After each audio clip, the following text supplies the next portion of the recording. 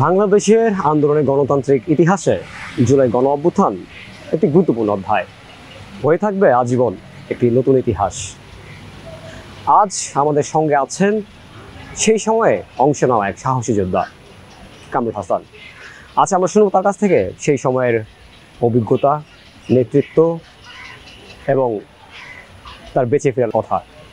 এই যে 2024 সালে একটা গণ অভ্যুত্থান গেল, এই অভ্যুত্থানে কিন্তু সকল পেশার মানুষ কিন্তু অংশগ্রহণ করেছিল। বিশেষ করে হচ্ছে এই অভ্যুত্থান শুরু হয়েছে ছাত্রদের কারণে।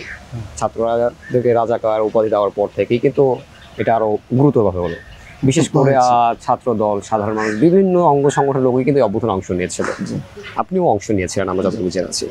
তো আমি একটু ব্যক্তিগতভাবে জানতে চাচ্ছি যে জুলাই আগস্টের অভ্যুত্থানে আপনার সক্রিয় অংশগ্রহণের পিছনে মূল প্রেরণাটা কি ছিল? সর্বপ্রথম ধন্যবাদ দিতে চাই ভয়েস অফ ডেমোক্রেসিকে, আর আপনাদের মাধ্যমে দেশবাসীকে একটা মেসেজ দিতে চাই। ছাত্র শিবিরের একটা প্রোগ্রামে গিয়ে বলেছিলাম যে শেখ হাসিনার আওয়ামী লীগের পছন্দ ধরে গেছে, এখন শুধু ব্রাস্ট হওয়ার বাকি আছে। সেই ব্রাস্টটা কিন্তু জুলাই আগস্টের মাধ্যমে ফুটে উঠছে। অনুপ্রেরণার জায়গা ছিল এটাই যে আসলে আমি আমার বাক স্বাধীনতা হারিয়ে ফেলেছি, আমি আমার ভোটার অধিকার হারিয়ে ফেলেছি, জনগণ তার নৈতিক অধিকার থেকে বঞ্চিত হচ্ছে। তো আসলে আমার যে দেশপ্রেম, আমি আমার মাকে যতটুকু ভালোবাসি, এই দেশকে আমি ততটুকু ভালোবাসি। এই দেশপ্রেমটাই আমার কাছে একটা অনুপ্রেরণা ছিল আমি মনে করি। আর আমার নেতা ডক্টর কর্নেল ওলি আহমেদ বাংলাদেশের একমাত্র নেতা, আপনারা হয়তো জানেন যেহেতু সাংবাদিকতা পেশায় আছেন, যে দুর্নীতি দমন কমিশন থেকে একজন মাত্র ব্যক্তিকে দুর্নীতি মুক্ত সার্টিফিকেট দেওয়া হচ্ছে, সেটা হচ্ছে কর্নেল ওলি আহমেদ। এবং আমি এমন একটা দল করি যেই দলের সভাপতি এবং সাধারণ সম্পাদক দুইজনই বীর মুক্তিযোদ্ধা এবং দুইজনই ডক্টরেটেড। তারা মূলত আমাকে আরও উৎসাহিত জুগিয়েছেন যে কামরুল, তুমি চাইলে পারবা, তোমার অনেক ছাত্র অ্যাক্টিভ বাহিনী আছে, দেশের জন্য তুমি ঝাঁপিয়ে পড়ো। তা আমি আমার নেতা কর্নেল ওলি আহমেদের অনুপ্রেরণায় এবং দেশ আরও কিন্তু বলেই রাখি যে দেশ আমার কাছে আমার মায়ের মতো। আমার মাকে আমি যতটুকু ভালোবাসি, দেশকে আমি ততটুকুই ভালোবাসি। সব কিছু দিন শেষে একটি কথা বলবো যে আমার লিডার, আমার নেতা, আমার যাকে আমি আমার পিতার মতোই দেখি, ওনার অনুপ্রেরণায় আসলে আমি এই যুদ্ধে ঝাঁপিয়ে পড়েছিলাম যে যেই ব্যাপক এনে হোক শেখ হাসিনার হাত থেকে এক জাতিকে মুক্ত করতে হবে। সেই সময় গণতান্ত্রিক ছাত্র দলের কেন্দ্রীয় কমিটির সাধারণ সম্পাদক হিসেবে আপনার মূল দায়িত্বটি কি ছিল? আমাকে তো শাহবাগ চত্বর ভাগ করে দেওয়া হয়েছে। দেন শাহবাগ থেকেও আমি, যেমন আমাদের চট্টগ্রামে অনেক শক্ত গণতান্ত্রিক ছাত্র দলের কমিটি আছে, চান্দিনাতে আছে, কুমিল্লাতে আছে, দেবিদ্বারে আছে, মিরপুরে আছে, প্রত্যেকটা জায়গায় আমি কমিউনিকেশন করেছিলাম।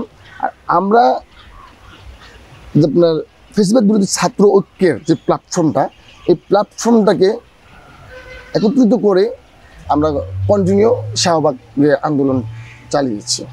মানে আমাদের টার্গেট ছিল একটাই, যে এখানে যারা আছে বেশিরভাগই কিন্তু নন পলিটিক্যাল পার্সন, তাদের কিন্তু পলিটিক্যাল ওইভাবে কোনো ব্যাকগ্রাউন্ড নেই। যেহেতু আমরা দীর্ঘ 17 বছর আন্দোলন সংগ্রামে সক্রিয় ছিলাম, আমরা কিন্তু আন্দোলনের কৌশলটা জানি। তা আমাদের মেন টার্গেটই ছিল যারা এখানে নিরস্ত্র আছে, সাধারণ ছাত্রছাত্রী আছে, তাদেরকে তাদের পাশে দাঁড়িয়ে তাদেরকে সাপোর্ট দেওয়া, তাদের ডাল হয়ে কাজ করা, তাদের সামনে দাঁড়িয়ে থাকা যেন তাদেরকে গুলি লাগার আগে আমাদের গায়ে লাগে, সেই ভূমিকাটাই আমরা করেছি। আমি একটু ব্যক্তিগতভাবে জানতে চাচ্ছি যে আপনি কয় তারিখ থেকে মাঠে ছিলেন এবং কোন পার্টি ছিলেন? আপনি ঢাকা শহরের কোন অংশে ছিলেন আপনি ভূমিকা পালন করেছেন? আমি শাহবাগে ছিলাম, কন্টিনিউ শাহবাগে। আচ্ছা, একটু মাঠ পর্যায়ের অভিজ্ঞতা জানতে চাচ্ছি। অভ্যুত্থানের সময় মাঠে আপনার সবচেয়ে বড় চ্যালেঞ্জ কি ছিল, বা সবচেয়ে বড় চ্যালেঞ্জের মুখোমুখি কখন হয়েছিলেন? সবচেয়ে বড় চ্যালেঞ্জের মুখোমুখি আপনার 4 আগস্টে আমাদের কাছে নিউজ আসলো জিগাতলা আমাদের সাধারণ ছাত্রছাত্রীদের উপরে, আমার ভাই বোনদের উপরে অতর্কিতভাবে হামলা হচ্ছে এবং গুলি করে লাশের পর লাশ ফেলা হচ্ছে। দেন আমি হয়তোবা আপনাকে ছোটো একটা ভিডিও ফুটেজ দিয়েছি। আমরা আমাদের অনেক নেতাকর্মীদেরকে নিয়ে, শত শত হাজার হাজার নেতাকর্মীদেরকে নিয়ে আমরা জিগাতলা মরে যাই।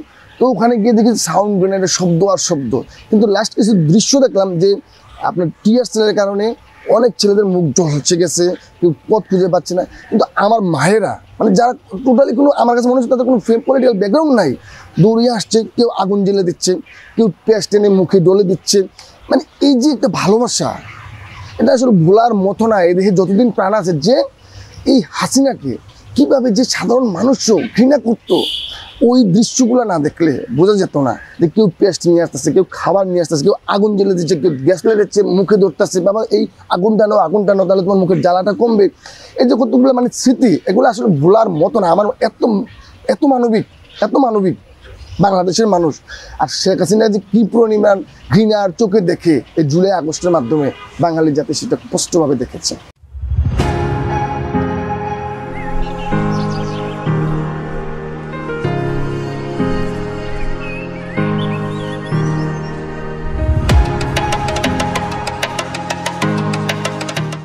এমন কোনো মুহূর্ত ছিল যেখানে মনে হয়েছিল যে হয়তো আর বেঁচে ফেরা হবে না আমার?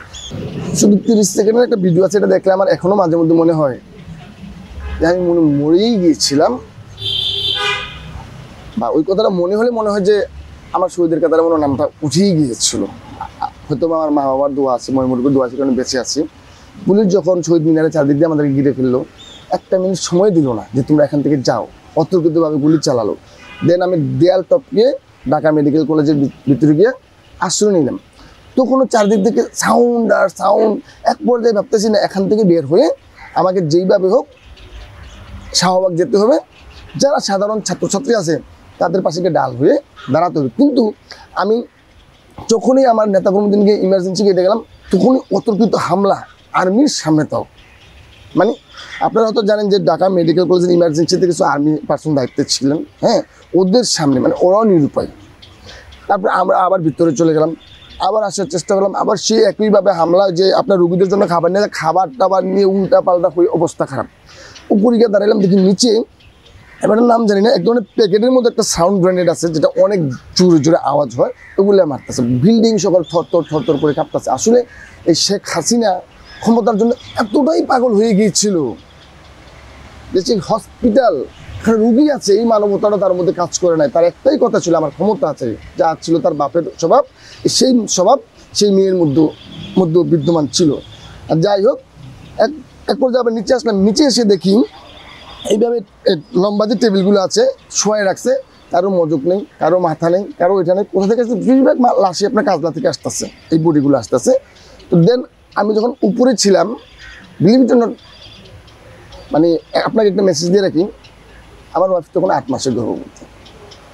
তখন একটা মেসেজ আসলো কি যে পুলিশ ছাত্রলীগ ভিতরে ঢুকে গেছে, মোবাইল চেক করে মাথায় গুলি করতেছে। তখন আমার চোখ দিয়ে পানি চলে আসছে, যে আমার মনে আর ছেলের মুখটা দেখা হলো না। ছেলে হোক আর মেয়ে হোক, তা আল্লাহই ভালো জানে, যে আমার বাচ্চা মনে আমাকে আর দেখলো না। আমার মনে হয় কি আমার ছেলের চেহারাটা আর দেখা হলো না। সেই কথাটা চিন্তা করে আমার চোখে পানি চলে আসলো। দেখ, ভদ্র মহিলা আমাকে বলছিল আপনার এত ভেঙে পড়ছে কেন? আমি বললাম, আন্টি এই অবস্থা, আমার বউ 8 মাসের গর্ভ ধরেনি। তো আজকের যে পরিস্থিতি, পুলিশ ছাত্রলীগ নাকি ভিতরে ঢুকছে, মোবাইল চেক করে গুলি করতেছে। আমার মোবাইলে তো অনেক ফুটেজ আছে, কয়েক মাসের বা 17 বছরের বা এই আন্দোলনের অনেক ছবি আছে। আমাকে তো সবার আগে শুট করে মারবে। আর নিচে যে দৃশ্য দেখে এসেছি, মাথার মজক খুলে পড়ে আছে, রক্ত জমাট বেঁধে আছে। এই দৃশ্য মনে হয় না যে আমি বাংলাদেশে বসবাস করছি, মনে হচ্ছে যে আমি কোনো প্রতিবেশী দেশের সাথে যুদ্ধ করতেছি, যারা আমাদেরকে দেখা মাত্রই গুলি করে মারতেছে। সেই একটা সিচুয়েশন মনে হচ্ছিল আমার। তো যাই হোক, ভদ্রমহিলা আমাকে বললো যে আপনি একটা কাজ করেন, আপনি আমার রুগীর সাথে শুয়ে থাকেন, তারা আসলে আমি বলবো যে আপনি আমার রুগীর গার্ডিয়ান। আসলে উনি সান্ত্বনা দিচ্ছেন, কিন্তু আমার মন তো আর মানে না। আমার একটাই কথা, যে আমার ছেলের মুখটা মনে আমার দেখা হবে না, আমার ছেলেও মনে আমাকে আর দেখবে না। আমার এখান থেকে একটু বের হওয়ার জন্য চেষ্টাই করতে হবে। দেন অনেকক্ষণ ঘোরাঘুরি করলাম, যেদিকে যাই সেদিকে দেখি আক্রমণের শিকার হচ্ছি। আর লাশ আপনি বুঝলেন তো, এত লাশ চোখের সামনে দেখে। দেন আমি একবার ইমার্জেন্সির ভিতরে ঢুকে গেলাম, যেখানে আর্মিরা দাঁড়াই আছে। ওনার সামনে গিয়ে আমি কাঁপতাছি আর মোবাইল ধরে একটা টিপতেছি, জিলিট করছে। উনি আমার দিকে তাকাই উনি কাকার জন্য বললো, এই ছেলেটাকে এখান থেকে সাইড করো। মানে কি আমাকে ট্রিটমেন্টের জন্য বলেছিল নাকি বের করার জন্য বলেছিল, সেই কাজ আমি বুঝতে পারিনি। বাট আমি ভয়ে কি টিপতেছি সব কিছু। আমি কিন্তু কখনো ভয় পাইনি। আমি গুলির সামনে, অস্ত্রের সামনে, সবসময় আন্দোলনের সবার সামনে ছিলাম। যদিও আমার ছোটো দল, কিন্তু আপনার বিএনপির যুগপৎ আন্দোলনের বা 20 দলীয় জোট যখন ছিল, এমন কোনো আন্দোলন সংগ্রাম নাই যে গণতান্ত্রিক ছাত্রদল সামনের কাতার থেকে পার্টিসিপেট করে না, এমন হাজার হাজার প্রমাণ আমার ফেসবুকে আছে এবং মোবাইলেও আছে। তো সেদিন আমি ভয় পেয়েছি শুধু একটাই কারণ, আমার ছেলের জন্য, আমার জীবনের জন্য। আমি বক্তৃতায় বলেছিলাম যে আমি কাজী কামরুল হাসান শহীদ হওয়ার পরেও যদি এই হাসিনা থেকে বাঙালিটা থেকে মুক্তি করতে পারি, তাহলে আমার শহীদ হতে কোনো আপত্তি নেই। আমি গর্বের সাথে রাজপথে আমার জীবন বিলিয়ে দিতে রাজি আছি। আমি এক কাজী কামরুল হাসান রাস্তায় যদি মারা যাই, যদি বাঙালি থেকে মুক্তি পাই, আমি হাসতে হাসতে মৃত্যুবরণ করবো। কিন্তু আসলে সেদিন সিচুয়েশনটা আসলে ডিফারেন্ট। যখনই ভাষণ দিয়েছিলাম তখন তো আমি বিয়ে করিনি। এখন তো আমার দিকে আরেকজন তাকিয়ে আছে, তার মধ্যে আবার আরও একজন তাকিয়ে আছে, যেটা ভবিষ্যৎ আসতেছে আমার বাচ্চা। তো ওইটা আমাকে আবেগপ্রবণ করে ফেলেছে, কিন্তু আমার চোখ দিয়ে পানি আনার মতো ব্যক্তি আমি না। এই যে মাঠ পর্যায়ে ছিলেন, আরও তো সহযোদ্ধারা ছিল, তাদের এমন কোনো বিষয় কি আপনাকে মনে পড়ে বা তাদের সাহস ত্যাগ সম্পর্কে আপনার কি অভিজ্ঞতা হয়েছে? এখানে তো অনেকেই অনেকভাবে আন্দোলনে যুক্ত ছিলেন। যেমন একটি কথা না বললেই না হয়, আমার গণতান্ত্রিক ছাত্রদলের যে কেন্দ্রীয় প্রেসিডেন্ট মেহেদী হাসান মাহবুব, উনি এই দলের জন্য অনেক ত্যাগ স্বীকার করেছেন। ফ্যামিলি থেকে অনেক দূরে ছিলেন, নিজের ব্যবসা বাণিজ্য খুইয়েছেন। আপনারা জানেন, এগুলো জানার কথা যে যারা পলিটিক্সের সাথে জড়িত ছিল তাদের ব্যবসা বাণিজ্য লস হয়েছে, ফ্যামিলি থেকে অনেক দূরে ছিল। তো উনি নিজেও আমাকে অনেক উৎসাহিত করতেন যে কামরুল, ইনশাল্লাহ আমাদের সামনে ভবিষ্যতে ভালো কিছু হবে, তুমি কন্টিনিউ করো। তো ওনার ত্যাগের ব্যাখ্যা দিয়ে আসলে শেষ করতে পারবেন। তারপর আবার বিভিন্ন দলের কিছু আরও শুভাকাঙ্ক্ষী আছে, যেমন রাষ্ট্র সংস্কার ছাত্র সংগঠনের সভাপতি ছিলেন ইশাক নামে এক ছোটো ভাই, ও অনেক ত্যাগ স্বীকার করেছে। আপনার এটা খুব সম্ভবত 17 কি 18 জুলাইতে অনেক বড় ধরনের আক্রমণ হয়। ওই আক্রমণে ও পাঞ্জাবি রক্তে লাল হয়ে গেছিল। ওর যে ত্যাগ, মানে অনেক বড় বড় ব্যক্তিদেরও সেই ত্যাগ নেই, সেই সাহস নেই। আসলে আন্দোলনে আপনি 50 জন নিয়ে মাঠে আসলেন, সেটা বড় বিষয় না। আপনি কতটুকু সামনের দিকে এগিয়ে দিয়ে গিয়ে শত্রুর সাথে মোকাবেলা করতে পারছেন, সেটা হচ্ছে সবচেয়ে বড় বিষয়। যে জিনিসটা আমাদের মধ্যে ছিল, যে আমরা সংখ্যায় কম থাকলেও আমরা রাস্তা কি মারমুখী ছিলাম এবং ফ্রন্ট সাইডে থেকে ভূমিকা পালন করেছি। এই যে একটা ভয়াবহ আন্দোলন গেল, আন্দোলনের সময় আপনি কি কখনো সরাসরি গুলিবর্ষণ বা দমন পীড়নের মুখোমুখি পড়েছিলেন কিনা? এটা তো একাধিকবার হয়েছে। টিয়ার সেল খেয়ে আমার চোখ মুখ, আমি তো আসলে বুঝতাম না প্রথম যে পানি লাগাইলে আরও ক্ষতি হয়। টিয়ার সেলে আমার চোখ মুখ আমি পানি মারতেছিলাম, তো আমি আরও অন্ধকার হয়ে গেছি। দেন কয়েকজন পাশ থেকে ধরে এসে বললো যে তুমি যখন তো পানি দিবি তো তুমি আরও ক্ষতিগ্রস্ত হবে। দেন ওরা আগুন জ্বালাই দিল, সে আগুন নিয়ে আমি আমার নিজেকে সেভ করি। আচ্ছা, এমন কোনো দৃশ্য আছে কি যা আজও আপনাকে রাতে ঘুমও দেয় না? সেটা মনে হয় আপনাকে বলে গেছে। এইটা আমার মনে হয় না যে এর চেয়ে, আল্লাহ না করুক, এর চেয়ে বড় ধরনের কোনো ঘটনা আমার লাইফে না আসুক, আমি সেটাই চাই। যে আমি ঢাকা মেডিকেল কলেজের ভিতরে 3 থেকে 4 ঘন্টা বন্দি হয়েছিলাম, বের হওয়ার জন্য অনেক স্পেস খুঁজছি, আমি কোথাও বের হওয়ার মতো কোনো রাস্তা পাইনি। কারণ চারিদিক দিয়ে ছাত্রলীগ আর পুলিশ ঘিরে রেখেছিল, আর একটার পর একটা সাউন্ড গ্রেনেড মেরেই গিয়েছিল, যে বিল্ডিং সকল থর করে কেঁপেছিল। আপনি তো একজন দলীয় কর্মী, জি। সেই সময় আপনাকে কি ধরনের কঠিন সিদ্ধান্ত নিতে হয়েছিল? সিদ্ধান্তটা নিতে হচ্ছে এই কারণে যে কিছু কিছু ক্ষেত্রে আমি আমার দলের সভাপতি বা আমার ছাত্র দলের সভাপতি কারোর সাথে কমিউনিকেশন না করেই আমি সিদ্ধান্ত নিয়ে ফেলেছি। কোন সিদ্ধান্ত? আন্দোলনের সিদ্ধান্ত। যে এই মুহূর্তে আমাকে ঝাঁপিয়ে পড়তে হবে মৃত্যুর মুখে, এখন তার আমার স্যারের কাছ থেকে পারমিশন নেওয়ার মতো সময় নাই হাতে, ওই সিচুয়েশনটা নেই। এখন হয়তো ডু ওর ডাই, এই বাঙালি জাতিকে মুক্তি করার জন্য এবং ভোটের অধিকার প্রতিষ্ঠা করার জন্য আমাকে মানে মুহূর্তের মধ্যে সিদ্ধান্ত নিতে হয়েছে, যে সিদ্ধান্তটা নিজে থেকেই নিতে হয়েছে দেশপ্রেমের স্বার্থে। এই যে অভ্যুত্থানে তো পুলিশ অতর্কিতভাবে গুলিবর্ষণ করেছে, অনেকজন মারাও গিয়েছে, আর চোখের সামনে অনেকজন সহযোদ্ধা পড়ে গিয়েছে। এই যে অভ্যুত্থানের ভয়াবহ পরিস্থিতি থেকে কিভাবে আপনি বেঁচে ফিরলেন? এটা হচ্ছে, শুনেন, আল্লাহ, আমি তো আপনাকে বললাম যে আমি যখনও ওয়াল টপকে পালাই, তখন হঠাৎ করে আমার মনে হয়েছিল যে ফেলানির লাশের কথা আপনাদের মনে আছে? এই ফেলানির লাশের মতো মনে হয় আমার লাশও আজকে খাটাতারে ঝুলে থাকবে। বিকজ অফ আমার পায়ে কনভার্স ছিল, আমি কনভার্স দিয়ে ওয়াল টপকানোর চেষ্টা করছি, কিন্তু পিছলিয়ে দিচ্ছি। তখন আমার মাথার মধ্যে ওই জিনিসটা ফেলানির গল্পটা আসলো। দেন আমি বললাম, আল্লাহ তুমি আমাকে বাঁচো। তো আল্লাহর কাছে আমি সাহায্য চেয়েছি, সাথে সাথে আমার জুতাটা খুলে গিয়েছে।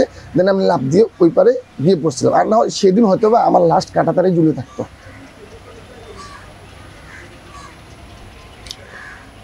এই যে গণ অভ্যুত্থান, সেই অভিজ্ঞতা আপনার জীবন ও রাজনৈতিক দর্শনে কিভাবে বদলে দিয়েছে? আসলে দেখেন, আমার বাবা একজন রাজনীতিবিদ ছিলেন, বাংলাদেশ জাতীয়বাদী দলের সাথে যুক্ত ছিলেন। উনি কখনো দলের টাকা দিয়ে রাজনীতি করতেন না, জমি বিক্রি করে জায়গা রাজনীতি করতেন। সেই অভ্যাসটা আমার মধ্যে আছে। আমিও আমার নিজের টাকা দিয়ে পলিটিক্সটা করি। আর বিশেষ করে বাংলাদেশে আপনারা তো জানেন, বলে শেষ করা যাবে না, ক্ষমতার লুগ্নি কার এমন মানুষ পাওয়াটা খুব রেয়ার। কিন্তু দেখেন, কর্নেল অলি আহমেদ আন্দোলনের পরেও সাংবাদিক সম্মেলন করে বলেছে, আমার আর এমপি মন্ত্রী হওয়ার স্বপ্ন নেই, আমি আর নির্বাচন করব না। আল্লাহ যদি আমাকে সম্মান দেয়, এই মানুষের একটু সেবা করার জন্য যদি আল্লাহ আমাকে সুযোগ সুবিধা করে দেয়, সেটা হচ্ছে ভিন্ন বিষয়। বাট আমার আর এমপি মন্ত্রী হওয়ার মতো কোনো লোভ লালসা নেই।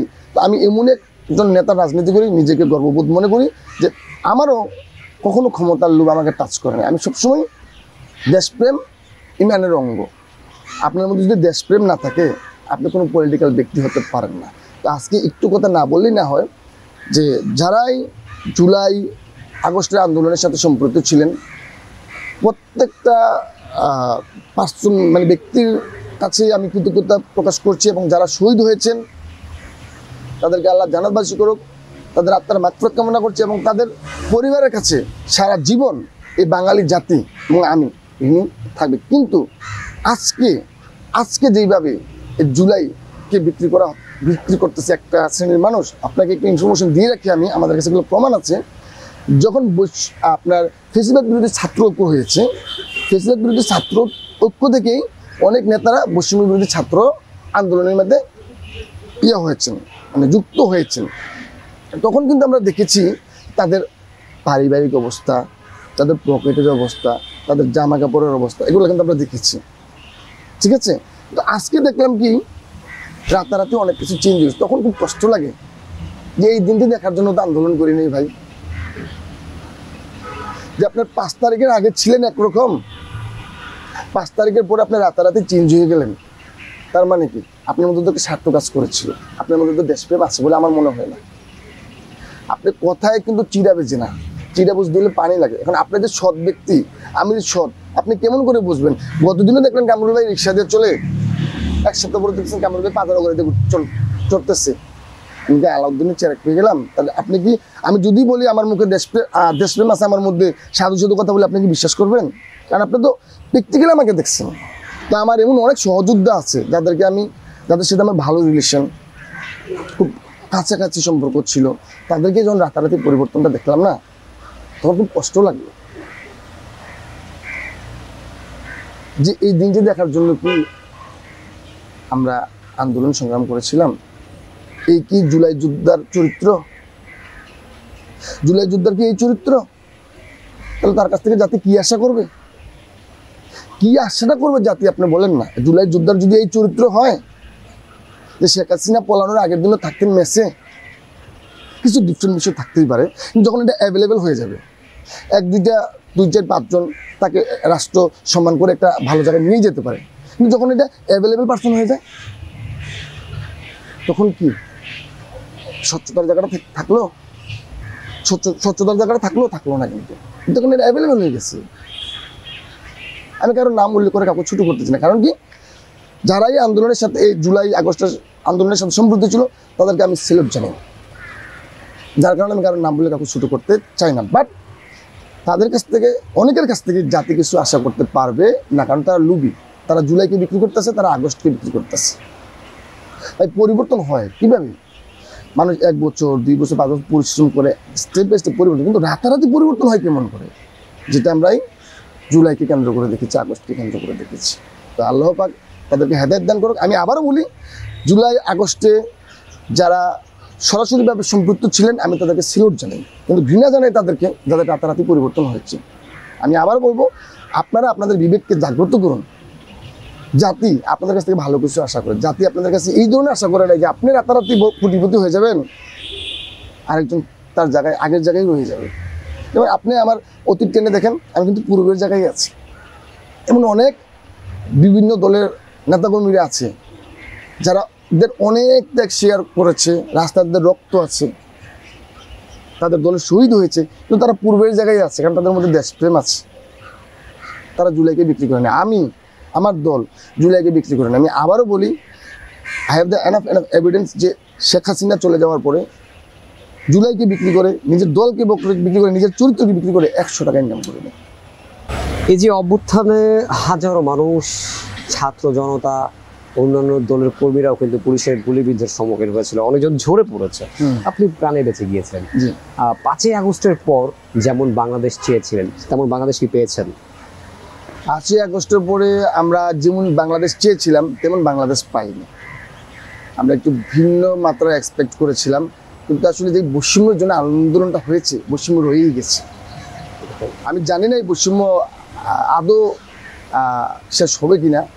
একটা উদাহরণস্বরূপ যদি আপনাকে বলতে চাই, যে আমার ভাইদেরকে যখন ডিবি অফিসে নিয়ে গেল, তো ওনারা কিন্তু মানসিক টর্চার হোক, যেইভাবেই হোক তুলে নিয়েছে, আন্দোলন প্রত্যাহার করেছে। কিন্তু আমরা যারা বিভিন্ন প্রাইভেট ইউনিভার্সিটির স্টুডেন্ট ছিলাম, বা আমরা যারা আপনার ফেসিলের বিরুদ্ধে ছাত্র ঐক্যের 34টা ছাত্র সংগঠন নিয়ে করেছিলাম, তখন আমরা একটা আওয়াজ দিলাম, তুমি কি আমি কে, সমন্বয়ক।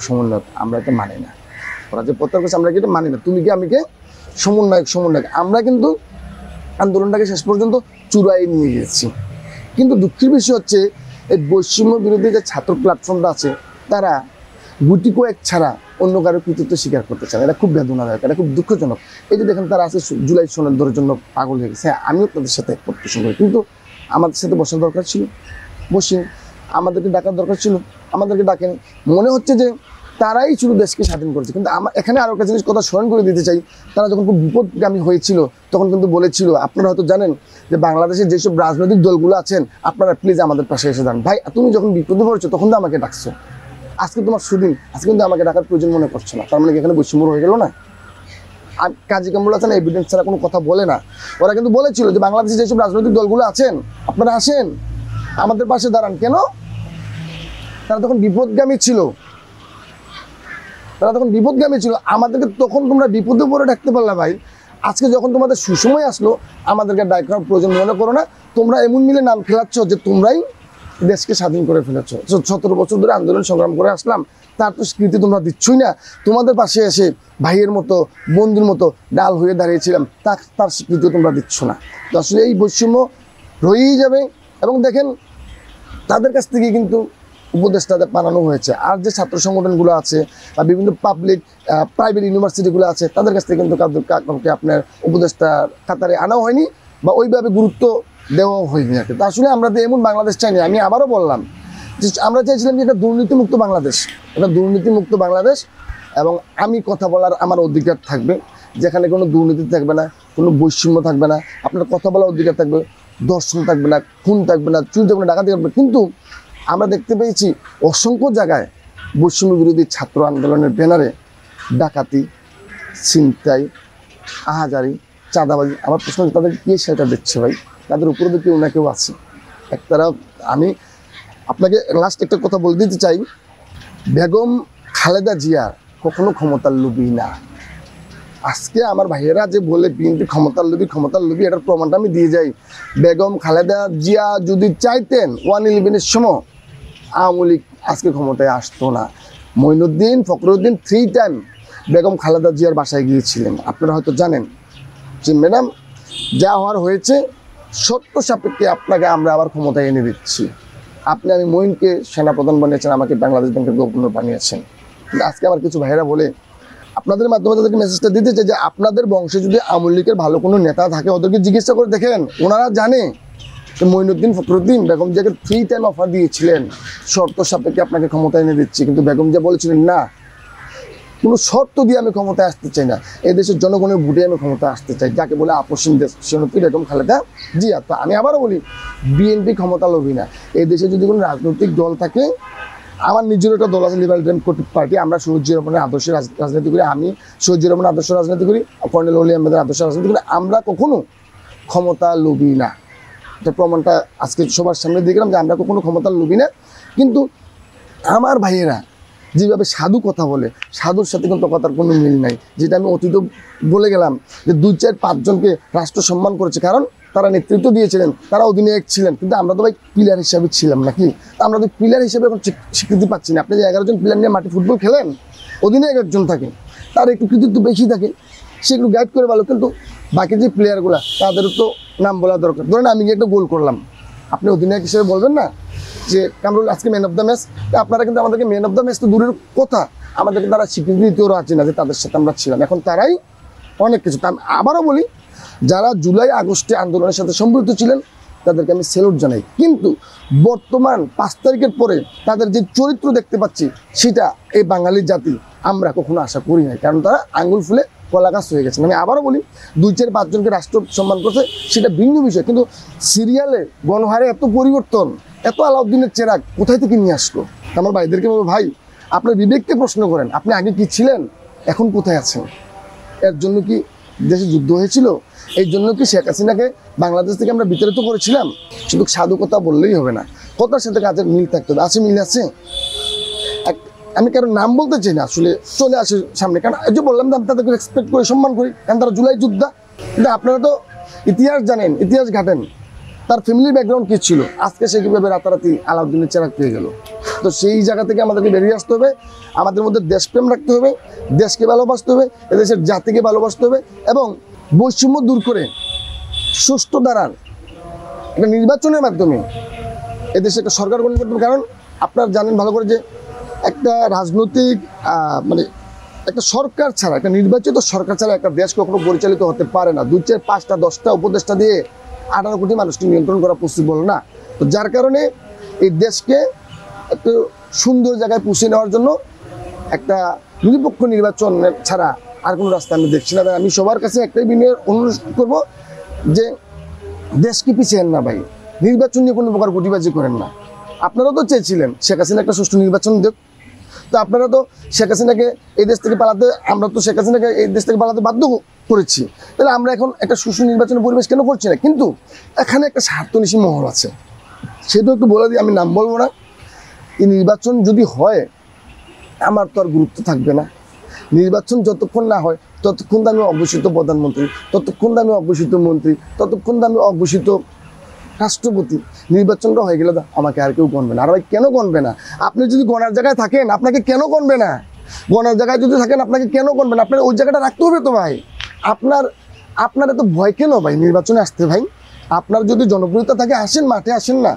আপনি সংসদ সদস্য হয়ে জনগণের প্রতিনিধি হয়ে সংসদে ঢুকেন, আমি আপনাকে স্যালুট জানাই।